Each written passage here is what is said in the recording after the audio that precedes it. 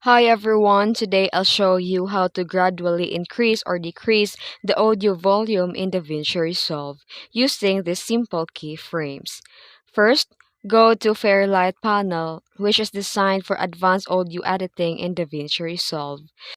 Then, click and drag the line at the bottom of your audio track to expand it. Then, hover over the beginning of your audio clip until you see two small arrows. Click and drag to the right to create a smooth fade-in effect. You can also do the same at the end of the clip to create a fade-out effect, making your audio transition sound natural and professional.